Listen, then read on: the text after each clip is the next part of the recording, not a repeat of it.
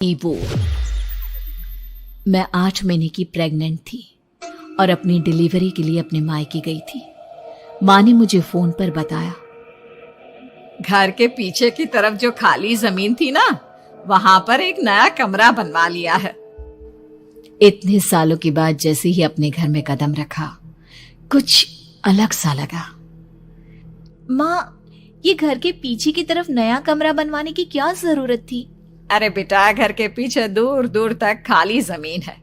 तेरे पापा को कई दिनों से लग रहा था कि यहाँ पर एक कमरा बनवा लेंगे तो ताजा हवा मिल जाया करेगी। अब तो ये सब छोड़ और चल जल्दी से दूध पी ले। माँ, मैं थोड़ी देर में पी लूंगी, आप सो जाओ। मैंने दूध का गिलास उठाकर उस खिड़की में रख दिया। पता नहीं कब आंख लग गई। अचानक से खिड़की के पल्लों के खड़कने की तेज आवाज आई। दूध का गिलास धड़ाम से जमीन पर आ गिरा। जमीन पर गिरते ही दूध का रंग लाल हो चुका था। मैंने खिड़की से झांक कर बाहर देखा। चारों तरफ धूप अंधेरा था। उस अंधेरे की तरफ से कुछ आवाजें आ रही थी, जैसे छोटे बच्चे आपस में खिलखिलाकर मस्ती कर रहे हो।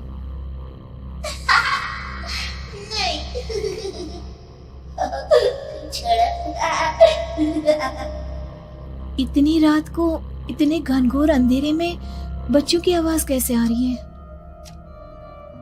घड़ी में वक्त देखा तो ठीक 12 बजे थे। देखकर मैं सन्न रह गई। बुरी आत्माओं और भूतों की कई कहानियां मैं सुन चुकी थी। वक्त भी कुछ ऐसा ही था। ऊपर से मैं प्रेग्नेंट।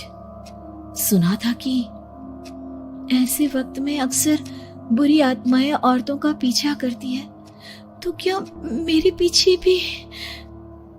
पसीने से तरबतर बड़ी मुश्किल से, जैसे कांपते हाथों से मैंने उस खिड़की को बंद किया। जल्दी से जल्दी उस कमरे से बाहर निकलकर माँ के पास जाने के बारे में सोचा, लेकिन जैसे ही दरवाजे की तरफ पलटी, लगा कोई साया हवा की स्पीड से दरवाजे के सामने से गुजर गया।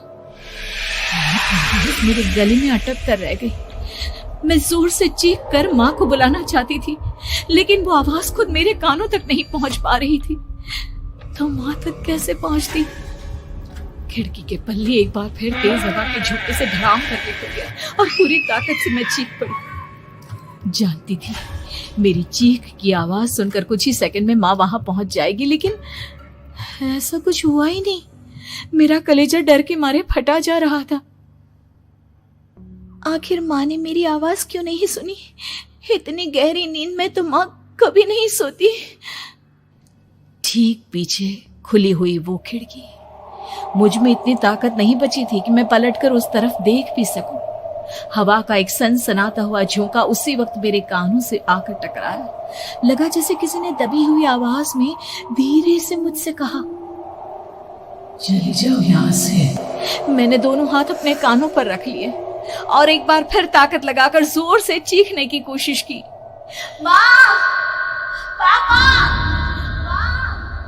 मेरी आवाज उस कमरे की दीवारों से टकराकर वापस मुझे ही सुनाई दे रही थी।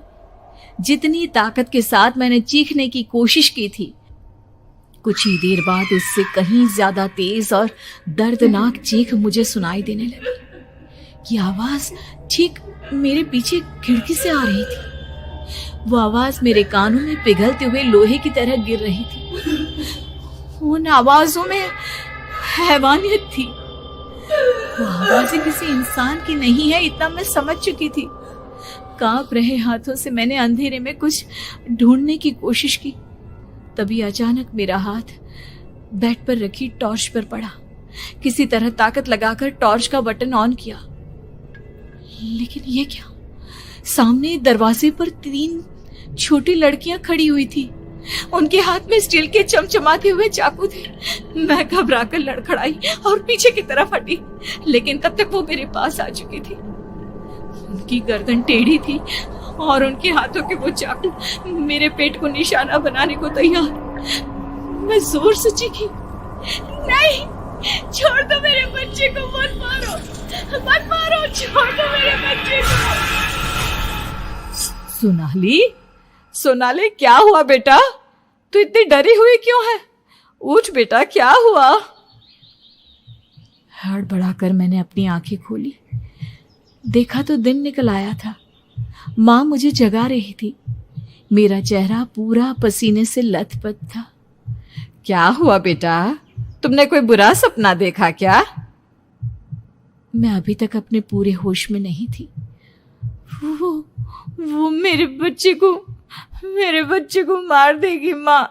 वो लड़की मेरे बच्चे को। मैंने घबराकर अपने पेट को छुआ। सब कुछ ठीक था।